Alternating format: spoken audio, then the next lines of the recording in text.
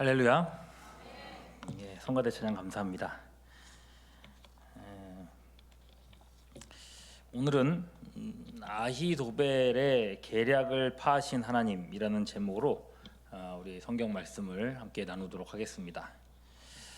제목에 아히도벨이 있으니까요. 일단 아히도벨이 누군지는 알고 시작하는 게 좋겠죠. 예, 사실 아히도벨이라는 이름을 생소하게 들리는 분들이 많을 거라는 생각이 듭니다. 저도 사실은 그래서요. 원고를 그냥 쓰다가 보니까 아비멜렉이라고 쓰기도 하고 아히멜렉이라고 쓰기도 하고 뭔가 좀 이렇게 좀 익은 이름을 자꾸 쓰게 되더라고요. 그래서 나중에 원고 보면서 깜짝 놀랐었어요. 그만큼 아히도벨이라고 하는 이름이 이게 잘 읽지 않은 이름이라는 생각이 듭니다. 그래서 아마 오늘 아히도벨이 누군가 성경에 나와 있는 이 인물에 대해서만 여러분이 알고만 가셔도 오늘 크게 건지고 가시는 거겠다는 생각이 듭니다. 뭐 그 이상 건지셔야 되겠고요. 자, 역대상 27장 33절 아히도벨이 누구냐? 아히도벨은 왕의 뭐라고 돼 있어요? 모사가 되었고, 그다음 또 한 사람 더 나오는데요. 이 사람도 일단 보시죠. 아렉 사람 누구요? 후세는 왕의 벗이 되었다 이렇게 됐어요. 자, 여기서 왕은 다윗이고요. 아히도벨은 다윗 왕의 모사였다고 합니다. 모사 뭐 하는 사람인지 아시죠? 전쟁할 때 다윗의 편에서 계책을 내는 사람입니다. 여러분, 다윗이 그야말로 왕이 된 이후로부터는 거의 평생을 전쟁을 하면서 산 사람 아닙니까? 그러니까 이 전투 때마다 아히도벨이 옆에 있으면서 여러 가지 지혜들을 줬을 거란 말이죠. 그래서 아히도벨 덕분에 다윗이 목숨을 수도 없이 이렇게 건진 일이 있었을 거고요. 또 여러 어려운 선택의 갈림길에 있었을 때 바로 이 아히도벨의 도움으로 최선의 선택을 할 수 있었을 거라는 말입니다. 그러니 아히도벨은요, 다윗에게는 없어서는 안 될 그런 사람이었던 겁니다. 그걸 알 수 있는 게 방금 9절 역대상 27장 33절 다시 보시면은 두 사람을 딱 집어서 얘기하는데, 아히도벨은 왕의 모사라고 하고 그 다음에 후세는 왕의 뭐라고 했어요? 벗이라고 했어요.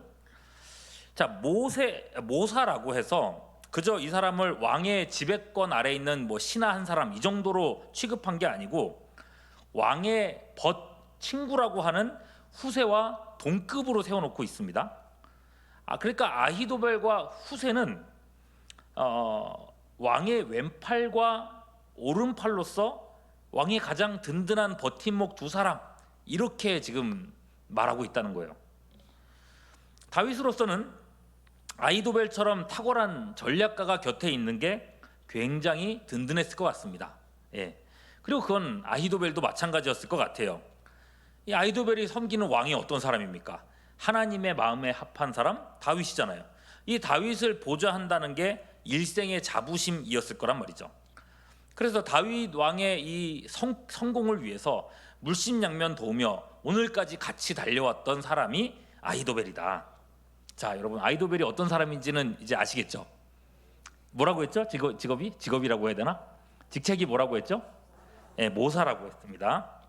자, 여러분, 오랜 시간을 함께 정말 그 전쟁터에서 삶과 죽음 이런 것들을 함께 해왔기 때문에 이 두 사람의 말하자면 우정이랄까요? 또는 충정이랄까요? 이런 거는 분명 변하지 않을 터였습니다. 여러분, 터였다 이렇게 얘기를 하면은 말이 좀 이상하죠? 그 다음이 어떻게 됐다는 얘기를 하고 싶은 걸까요? 그렇죠. 뭔가 잘못됐다는 얘기를 하고 싶은 거겠죠? 그렇습니다. 아히도벨이 막판에 가서 다윗을 배반하는 자리에 서게 된 겁니다. 그게 언제냐?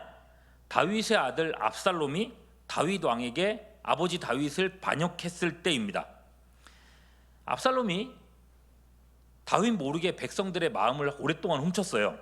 이 왕궁으로 가는 길목에다가 자기 자리를 펴두고서는 지나가는 사람들에게 붙잡고 어디 가시냐고 붙잡아 놓고서는 왕은 당신의 일에 관심이 없습니다.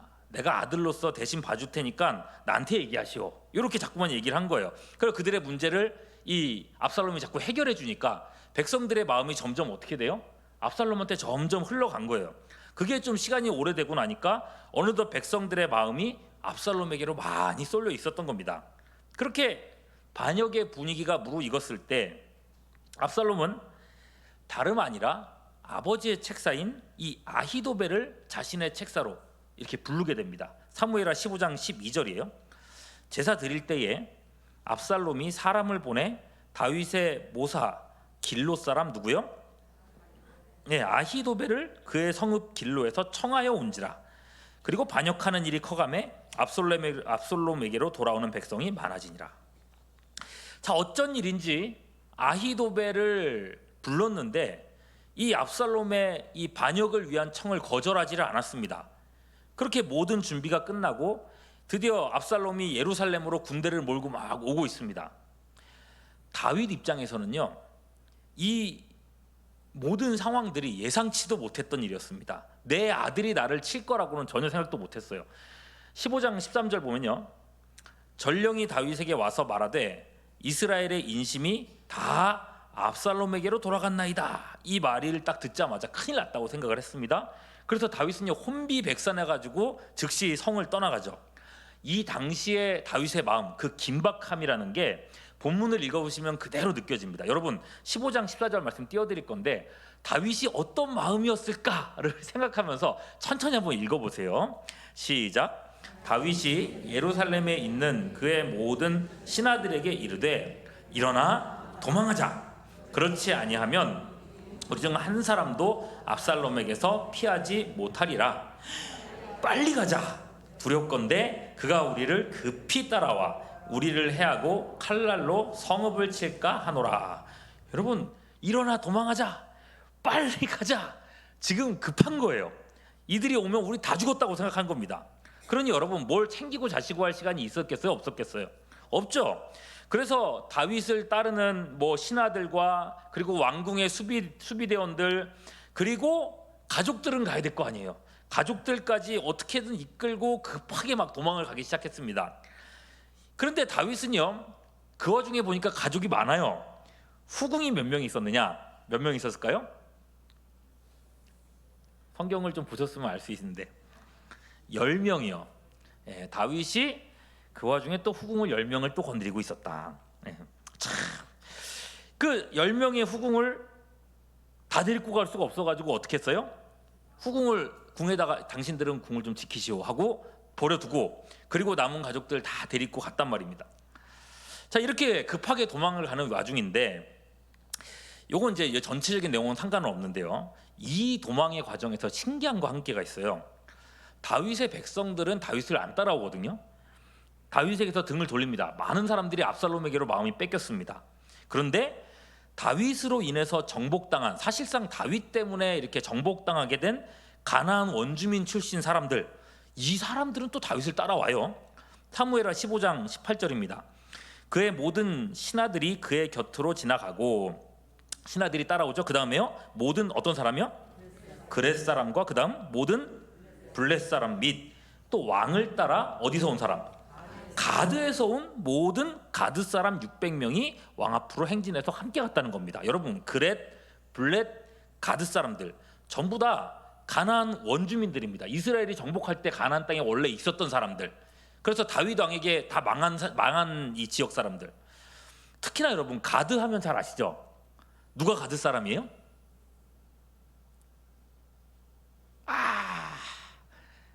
골리앗이 가드 사람입니다. 예, 가드 사람 골리앗. 여러분, 이 다윗하고는 어쩌면 원수지간일 것 같은 이 사람들이 왜 다윗을 따라왔을까? 저도 사실은 되게 궁금해요. 설교 준비하면서 궁금했는데 지금은 설교 준비가 더 중요했기 때문에 연구는 안 했어요. 나중에 혹시 시간 되면은 연구할 기회가 있으면 또 연구해서 설교를 할 수 있도록 하겠습니다. 자, 이렇게 이제 급하게 도망가는 길입니다. 이 도망하는 길목에서 다윗은 충격적인 얘기를 듣게 됩니다. 15장 31절. 어떤 사람이 다윗에게 알리되 압살롬과 함께 모반한 자들 가운데 누가 있다고요? 세상에, 아히도벨이 그 안에 있다는 거예요. 이건 너무 엄청난 충격이었습니다. 어떻게 이날 이때까지 나와 함께 했었던 이 형제 같은 아히도벨이 나를 배반할 수 있나. 진짜 너무 충격을 받았어요. 하기야 이런 거 가지고 충격을 받기에는 지금 자기를 죽이려는 사람이 누구예요? 지금 자기 아들이거든. 이것도 충격이 아닐 수도 있겠다. 자, 다윗은요 아히도벨의 실력을 잘 알고 있었습니다. 어쩌면 압살롬 때문에라기보다는 이 아히도벨 때문에 우리가 큰일 날 수도 있겠다는 생각이 들었어요. 그래서 아히도벨이 배신했습니다라는 이야기를 듣자마자 다윗 입에서 나도 모르게 이런 기도가 흘러나옵니다. 15장 31절 후반절이에요. 다윗이 이르되 여호와여 원하옵나니 어떻게 해달라 그래요? 아히도벨의 모략을 어리석게 하옵소서. 내가 감당 못하겠습니다. 하나님이 좀 해주십시오. 이렇게 기도가 나올 정도로. 아히도벨 실력을 알겠죠? 그리고 즉시 이제 다윗이 할 수 있는 조치를 합니다. 제가 설교 처음에 다윗의 왼팔과 오른팔 얘기했었어요. 아히도벨과 후세. 와, 기억력 좋으시네요. 후세라는 사람이었어요. 후세가 어떤 사람이었죠? 다윗의 친구라고 했어요. 자, 후세 역시도 아히도벨 못지않은 실력자였습니다. 그러니까 그 자리에 있는 거죠. 다윗은 이 후세를 성에 남겨둡니다. 왜냐? 15장 34절. 그러나 내가 만일 성읍으로 돌아가서 압살롬에게 말하기를 왕이여 내가 왕의 종이니이다. 전에는 내가 왕의 아버지의 종이었더니 이제는 내가 왕의 종이니이다 하면 네가 나를 위해서 어떻게 한다고요? 아히도벨의 모략을 패하게 할 수 있을 거다. 아히도벨이 뭔가 좋은 모략을 내가지고 나를 힘들게 할 것 같으면 네가 옆에서 그걸 깨트려다오. 이렇게 부탁을 한 겁니다. 자, 이게 실제로 가능할지 안 될지는 모르겠어요. 그러나 이건 다윗으로서 할 수 있는 최선의 조치를 어떻게든 하고 가는 겁니다. 앞으로 이제 어떤 일이 벌어질지는 다윗으로서도 가늠을 할 수가 없어요.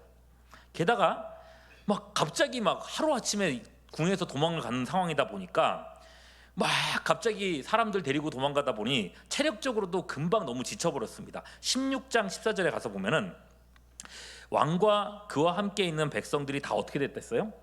피곤해서 한 곳에 이르러서 거기서 쉬었다고 했습니다. 이제 움직일 수 없을 정도로 이제 지쳐 있는 거죠. 자, 이런 상황입니다. 이렇게 다 깔려 있는 상황이에요. 그런 가운데 이제 아히도벨의 시간이 되었습니다. 압살롬조차도 아히도벨을 잘 알고 있어요. 아버지의 계책을 내는 사람. 그래서 아히도벨에게 이제 지혜를 구하죠. 16장 20절. 압살롬이 누구에게요?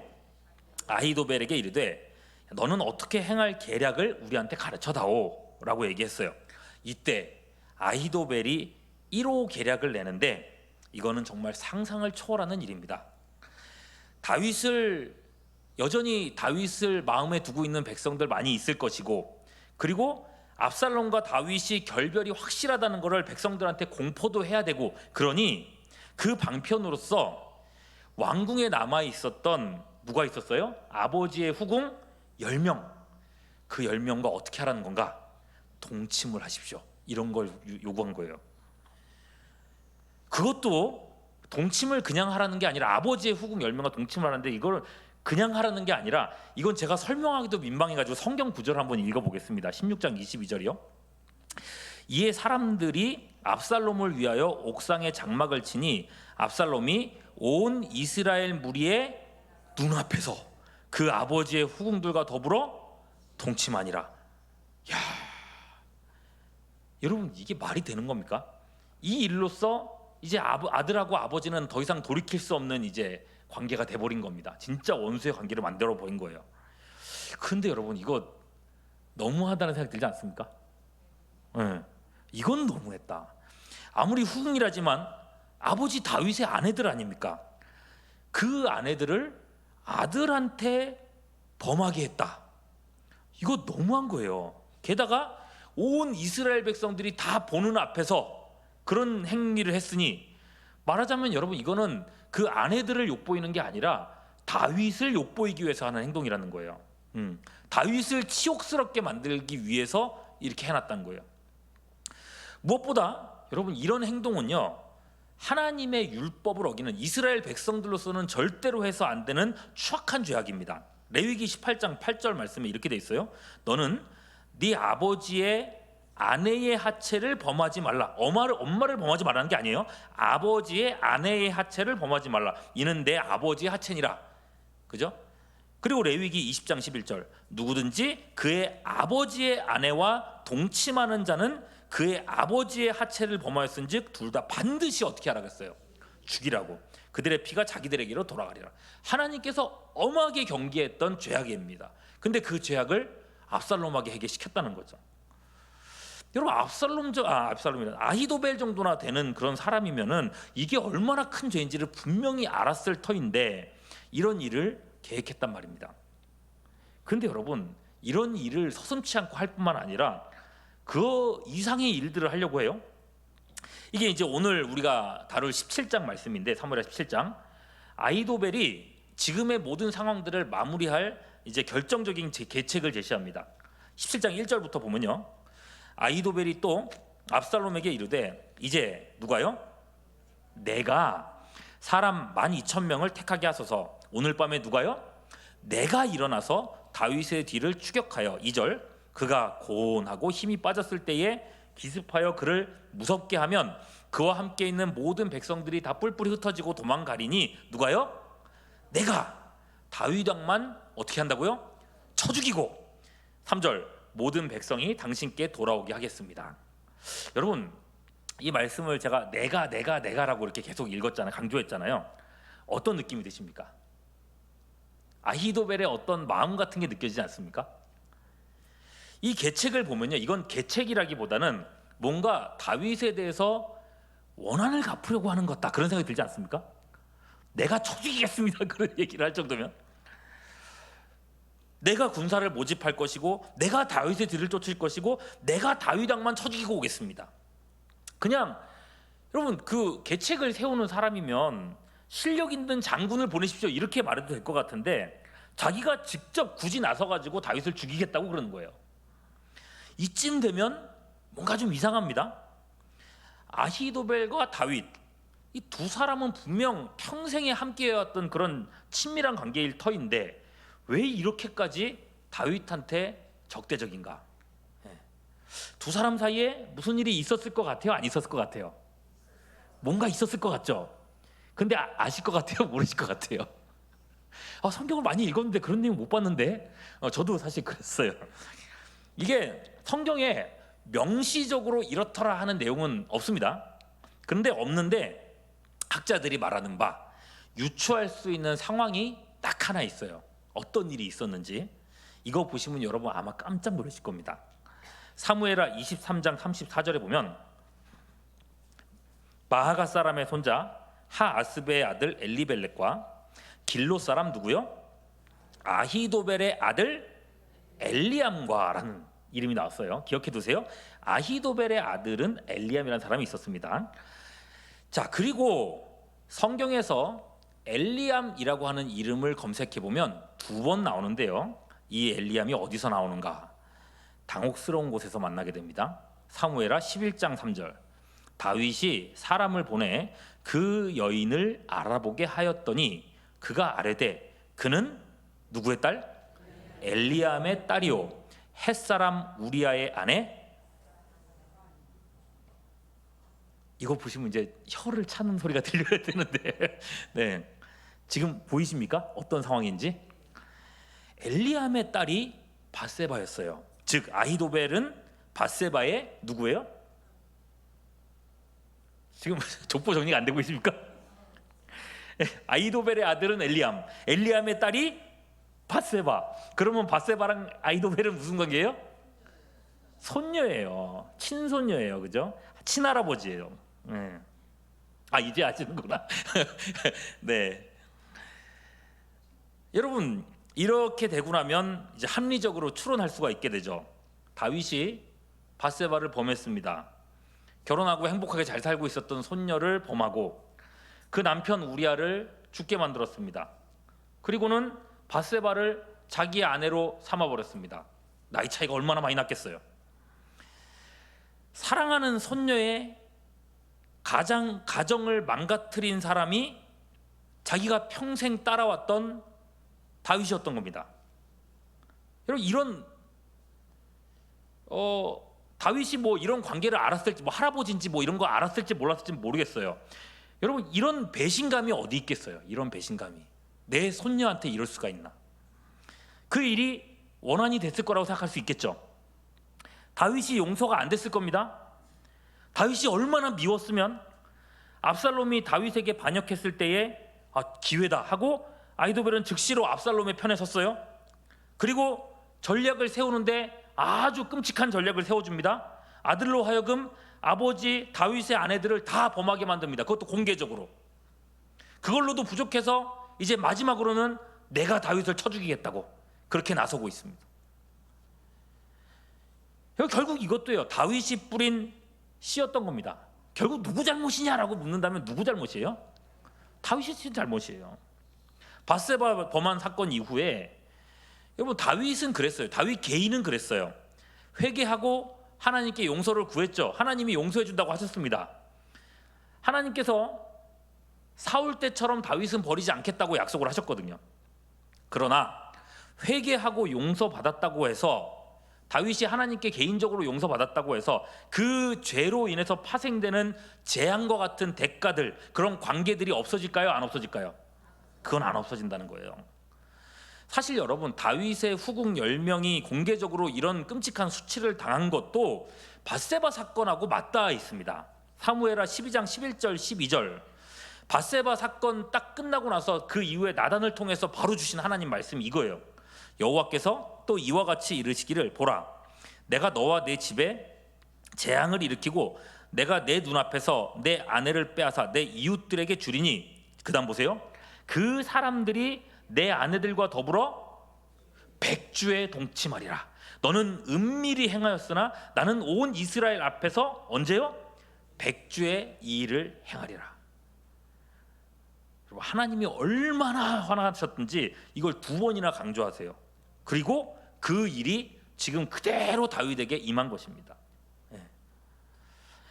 무엇보다 여러분, 생사고락을 함께 했었던 아히도벨, 이 아히도벨이 그냥 넘어갈 수도 있을 것 같은데 그러지 않았어요. 다윗을 죽이겠다고 혈안이 돼 있죠. 이건 역시 밧세바 사건의 연장입니다. 사무엘하 12장 10절, 방금 읽었던 그 말씀 그대로예요. 그 뒤에 앞쪽이에요.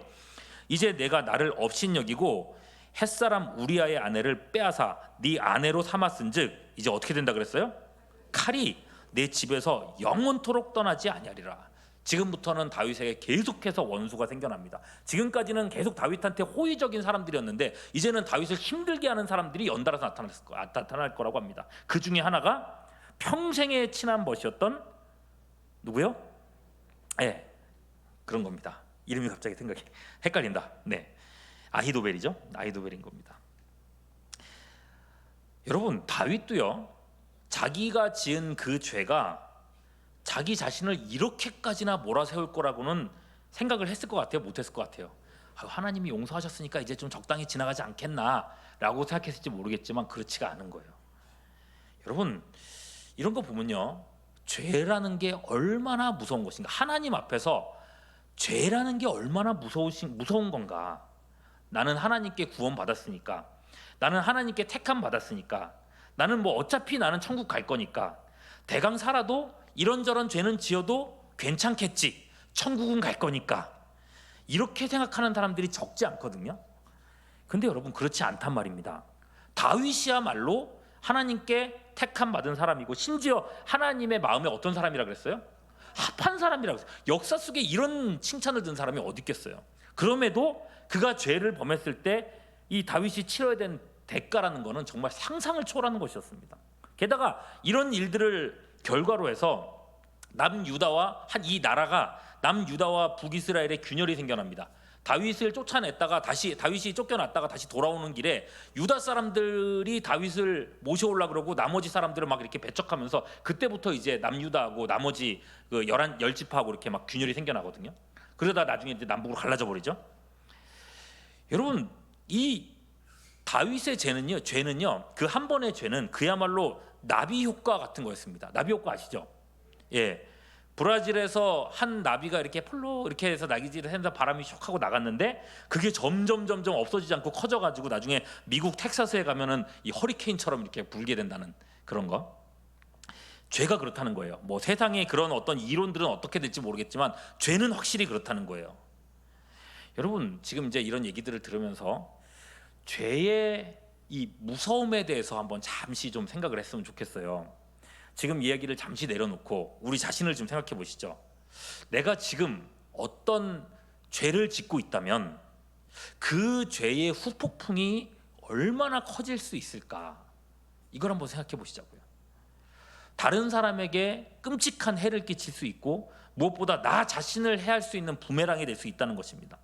그만큼 하나님은 죄를 미워하시는 분이라는 거예요. 안 믿는 사람들 죄 짓는 거요? 여러분 안 믿는 사람들이 어떻게 저럴 수 있나 그렇게 말하시면 안 돼요. 그 사람도 어차피 지옥 갈 거예요. 영원토록 형벌 받을 거예요. 근데 믿는 사람들의 죄는 달라요. 명심하고 또 명심해야 될 것이다. 자 여러분 이렇게 다윗은 벼랑 끝까지 몰려 있습니다. 아히도벨의 계략은요 개인적 복수심의 발로라고 할지라도 그 자체로서는 분명 탁월한 계략이었습니다. 2절에서요 그가 어떻게 됐을 때? 다윗이 어떻게 됐을 때? 고나고 힘이 빠졌을 때에 내가 기습하겠습니다 라고 했잖아요. 실제 다윗은 그런 상태였습니다. 앞서 16장 14절에서 왕과 그와 함께 있는 백성들이 다 어떤 상태라 그랬어요? 예, 다 피곤하여 한 곳에 이르러 거기서 쉬고 있다. 이 상황을 아히도벨은 이미 꿰뚫어 보고 있었던 거예요. 아히도벨의 말 그대로 싸움을 키울 필요가 없었습니다. 지금 상황에서 다윗만 없어지면 백성들의 마음은 그대로 압살롬에게로 흡수될 것이었습니다. 그러니 여러분 이 계획만 이 아히도벨의 계획만 실행되면은 다윗은 더 이상 이제 퇴로가 없게 될 것이었습니다. 그 이 지금 상황에서 보면은 이보다 더 좋은 판단은 없는 거예요. 그거는 여러분 성경도 하나님도 인정하는 거였어요. 오늘 읽은 17장 14절 후반절에 보시면은 아히도벨의 계략을 어떤 계략이라고 그랬어요? 찾아보세요. 17장 14절 맨 밑에 보시면은 아히도벨의 어떤 계략? 그 하나님도 그렇게 보시는 거예요. 좋은 계략이라고요. 자, 이런 좋은 계략인데 다윗이 진짜 큰일 날 상황이 된 거죠. 바로 이 위기의 상황에서 이제 하나님께서 개입을 하시는 겁니다. 다윗이 비록 죄의 대가를 치르고는 있지만은 그렇다고 해서 다윗이 죽고 망하는 것은 하나님이 원하시는 바일까요? 아닐까요? 그건 아니에요. 그래서 하나님은 아히도벨의 계략을 무력화시키기로 하십니다. 이제 분위기의 반전은 압살롬의 입에서부터 시작됩니다. 17장 5절 누가 먼저 말했어요? 예, 후세가 먼저 얘기한 게 아니에요. 압살롬이 이르되 아렉 사람 후세도 부르자. 우리가 이제 그의 말도 듣자. 예, 아히도벨의 말을 듣고 거기 그대로 했으면 되는데 안 그러고 어떻게 했어요? 예, 후세를 부르자. 이 왕의 벗이고 다윗이 압살롬에게 심은 사람이잖아요. 뭐 어쨌거나 많이 들으면 들을수록 좋긴 하겠죠. 여러 얘기들을 듣고 저를 잘 판단하는 건 좋은 일이겠죠. 그런데 이 압살롬이 어리석게 행동하는 게 17장 6절 보시면요 뭐라고 하냐면은 후세가 압살롬에게 이르렀어요. 그 다음에 압살롬이 그에게 이렇게 말합니다. 아히도벨이 뭐라 그랬어요? 이러이러하게 말을 했다. 우리가 그 말대로 행할까? 그렇지 않으면 너는 말해라. 이렇게 얘기하는 거예요. 여러분 아히도벨이 먼저 얘기해줬던 계략을 후세한테 다 주저리주저리 말하는 거예요. 그럼 여러분 후세는 들으면서 식은땀이 났겠죠. 야 아히도벨이 그런 얘기를 했다고 역시 다르다 이런 생각을 했겠죠. 그러면서 자기도 나름대로 다른 얘기를 할 준비를 할 수 있겠죠. 자, 이 즉시 반박할 수 있는 기회가 생겼습니다. 17장 7절 후세가 압살롬한테 말합니다. 이번에는 아히도벨이 베푼 계략이 좋지 않습니다. 여러분 이번에는 이라고 하는 거는 그 앞에 한 건 뭐예요? 잘했다는 거죠. 그 칭찬을 일단 하는 겁니다. 처음부터 그냥 무조건 나쁘다 그러면 의심받을 거 아니에요. 다 잘했는데 이번에는 안 좋습니다. 다만 이번에 제시한 작전은 그리 안 좋다는 건데 그러면서 이제 후세가 나름의 이유를 말해요. 후세 지금부터 하는 이제 후세가 나는 계략들의 말들을 들어보면은 뭔가 자꾸 비유적으로 얘기해서 막 둘러서 말하는 걸 볼 수 있어요. 자, 앞에서 아히도벨의 계략 얘기할 때 굉장히 직설적으로 얘기했잖아요. 내가 군사를 모아서 당장 공격하겠습니다. 다윗이 지금 지쳐있을 거니까 지금 가면 다윗만 치면 됩니다. 이렇게 깔끔하게 딱 정리를 해서 얘기했어요. 근데 후세는 어떻게 하는지 보십시오. 17장 8절부터 또 후세가 말하되 왕도 아시거니와 왕의 아버지와 그의 추종자들은 용사라. 그들은 들에 있는 뭐가요? 곰이 어떻게 된 것 같이? 새끼를 뺏은 것 같이 격분했고 왕의 부친은 전쟁에 익숙한 사람인즉 백성과 함께 자지 않을 겁니다. 그럼 이거예요. 왕이요, 아버지와 추종자들 잘 알지 않습니까? 그들은 다 전쟁에 익숙한 사람들이고 용사들이에요. 그들이 격분했는데 곰이 새끼 뺏긴 것 같이 격분해 있습니다. 여러분, 이게 무슨 말이에요? 지금 다윗을 괜시리 막 크게 보이게 만드는 거죠. 여러분, 새끼 뺏긴 곰이면 얼마나 무섭겠어요. 예? 오히려 복수를 생각하면서 막 마음이 날카로워져 있을 거라는 거죠. 그런데 12,000명? 이거 많은 숫자 아니라는 거죠. 이 정도 사람을 가지고 과연 당신이 다윗을 이길 수 있을까요? 소수의 인원이 가서 혹시라도 한 번이라도 패하게 되는 날이면은 여론이 어떻게 되겠냐는 거지. 역시 다윗은 영웅이야. 그 추종자들은 용사들이야. 우리가 이길 수 있는 상대가 아니야. 우리 다윗 편 들어야 돼. 순식간에 다윗한테로 여론이 쏠릴 수가 있습니다. 그래서 17장 11절 넘어가요. 그래서 나는 이렇게 계략을 세웠습니다. 누구를요? 온 이스라엘을 단부터 브엘세바, 이게 무슨 말이냐면 북쪽 끝에서 남쪽 끝까지라는 뜻이거든요. 단부터 브엘세바까지 얼만큼이요? 숫자 정하지 말고 바닷가에 모래같이 바닷가에 어떤 모래? 많은 모래같이 당신께로 모으고 어떻게 하라고? 그 다음은요? 친히 당신이 전장에 나간다고 얘기하는 거예요. 여러분, 또 비유로 얘기하지 않습니까? 바닷가에 모래같이. 여러분, 겨우 12,000명 정도 모으는 게 아니라 바닷가에 모래가 가득한 것처럼 정말 수많은 사람들, 군대들을 동원해서 그 숫자로 다윗을 압도해야 된다는 거죠. 그리고 그 수많은 사람들, 백성들 앞에서 누가 지휘하라고요? 압살롬. 당신이 직접 지휘해야죠. 누가 지휘합니까? 그 많은 사람들 앞에서 당신이 딱 하고 그냥 전진 이러면은 얼마나 멋있겠습니까? 그러니까 왕으로서 인정받기 얼마나 좋겠냐고. 이제 왕의 어깨를 자꾸 올려주는 거예요. 왕의 허영심을 자극하는 겁니다. 계속해서 그런 식으로 압살롬의 머릿속에 그림을 자꾸 그려놓아줘요. 17장 12절. 우리가 그 만날 만한 곳에서 그를 기습하기를 어떻게 해요? 이슬이 땅에 내린같이 우리가 그의 위를 덮여 그와 함께 있는 모든 사람들을 하나도 남겨두지 않을 것입니다. 여러분, 이슬이 온 땅을 다 적시잖아요, 그죠? 그런 것처럼 그 많은 백성들로 적들을 뒤덮어 버리자는 거죠. 그리고 다윗 편들었던 사람들, 그들 왜 살려둡니까? 어차피 압살롬 전적으로 따를 사람들도 아닌데 그냥 이 기회에 싹 다 죽여버립시다 라고 얘기하는 거예요.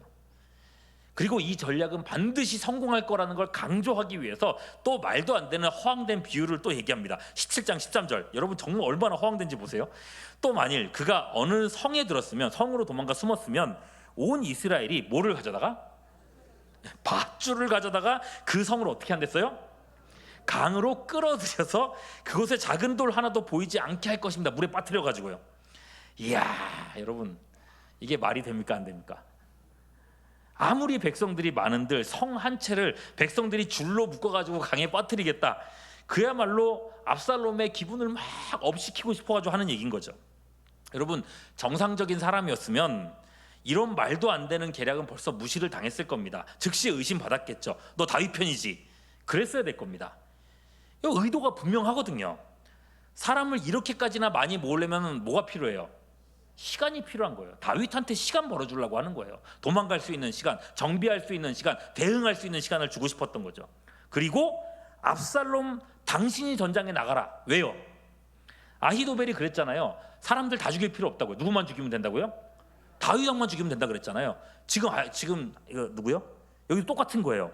반역자들의 머리인 압살롬만 전쟁으로 끌고 가면 이러면 어떻게 되는 거예요? 용사들 입장에서, 다윗의 용사들 입장에서도 누구만 잡으면 돼요? 압살롬만 잡으면 되는 거예요. 머리를 전쟁터로 끌고 가려고 하는 계략인 거죠. 그리고 실제로 그렇게 됐죠, 그죠? 압살롬 죽으니까 전쟁 딱 끝나잖아요. 이런 의도가 빤히 보이는 얘기인 건데 사람들은 그걸 간파하지 못합니다. 14절. 압살롬과 온 이스라엘 사람들이 이르되 뭐라 그랬어요? 아렉 사람 후세의 계략은 누구보다요? 아히도벨의 계략보다 낫다. 사람들이 다 이렇게 부른 거예요. 압살롬뿐만 아니라 압살롬과 함께했던 백성들마저도 후세의 말에 쏠립니다. 누구 하나 이의를 다는 사람이 없어요. 그리고 바로 여기에서 결정적으로 상황에 이제 전환이 일어나는 겁니다. 다윗이 살게 되는 상황으로. 자, 그러면 여러분, 왜 아히도벨의 이 좋은 계획은 묻혀버렸고 후세의 이 말도 안 되는 이 계획들은 받아들여졌는가? 후세가 과연 말을 잘해서 그런가? 아니요. 성경은요 이렇게 말하고 있습니다. 14절 후반절, 이는 여호와께서 압살롬에게 화를 내리려 하사 아히도벨의 좋은 계략을 물리치라고 어떻게 하셨다고요? 명령하셨습니다. 하나님께서 명령하셨다는 거예요. 마치 이 회의의 주관자가 압살롬이 아니라 하나님이셨던 것처럼 얘기하고 있어요. 하나님이 여기서 명령하셨다. 여러분, 분명 이 모든, 지금까지 있는 이 모든 사단은 다윗이 밧세바를 범한 죄에서부터 시작된 것이었습니다. 다윗이 지금 대가를 치르고 있는 거예요. 정당성으로 따진다면 아마도 아히도벨의 원한과 복수가 인간적으로 더 옳게 느껴질 수도 있어요. 여러분들이라도 만일에 언론에 이런 뉴스가 막 나오고 누가 잘못했나요? 그러면 다윗이 잘못했어요, 다윗이 혼나야 돼요 라고 얘기하실 것 같아요. 그죠? 저도 그럴 것 같아요. 아히도벨의 복수가 더 정의롭게 느껴진단 말입니다. 그럼에도 불구하고 하나님은 다윗이 망하도록 두지 않으십니다. 모든 상황들을 결국 다윗의 편에서 조정하십니다. 왜요? 하나님께서 다윗을 지키시마 이미 약속하셨기 때문에 그런 겁니다. 사무엘하 7장 14절 15절 같이 한번 읽어볼까요? 시작.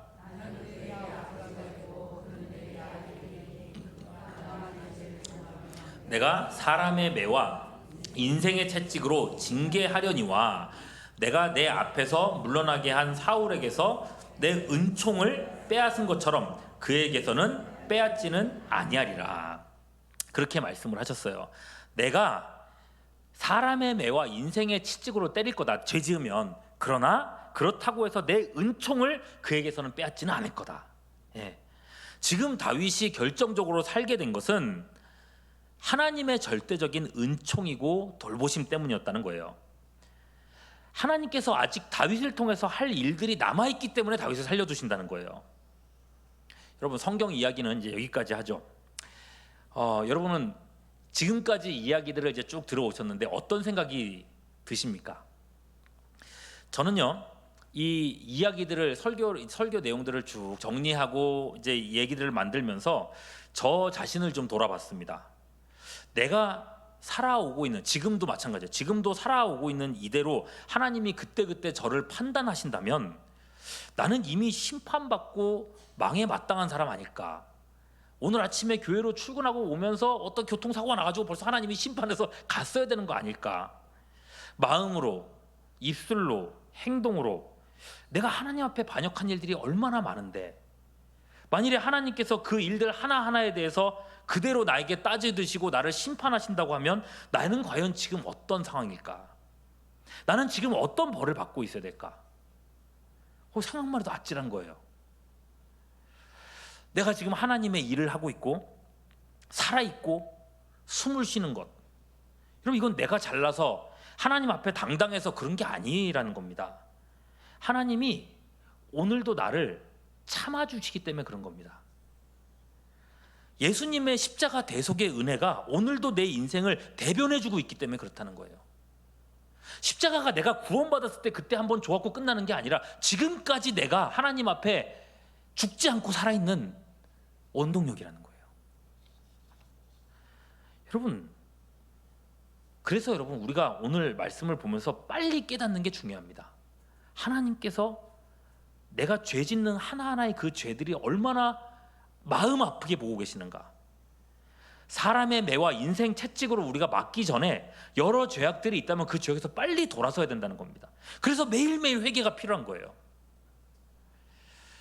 저는 지금 이 얘기를 하면서도 머릿속에 당장 떠오르는 몇 가지 막 죄악들이 있어요. 야, 당장이라도 해결하지 않으면 큰일 나겠다 싶은 죄악들. 여러분은 어떠십니까? 다윗이 하나님의 이 절대적인 은혜와 인도하심 속에서도 몇 가지 죄 때문에 이렇게 심한 인생 채찍을 맞은 것을 오늘 거울로 삼는 여러분들이 될 수 있기를 바랍니다. 오늘도 우리 삶을 돌아보면서, 우리 계시록 말씀 보면 날마다 이 옷을 빠는 사람들, 그죠? 우리 자신을 돌아보고 십자가 앞에서 매일매일 우리 죄악들을 회개하며 하나님이 원하시는 그런 삶을 살아가는, 그래서 하나님이 슬퍼하시는 삶이 아니라 하나님이 인정하시고 기뻐하시는 삶으로 매일을 살아드리는 우리 모두가 될 수 있기를 주님의 이름으로 축원합니다.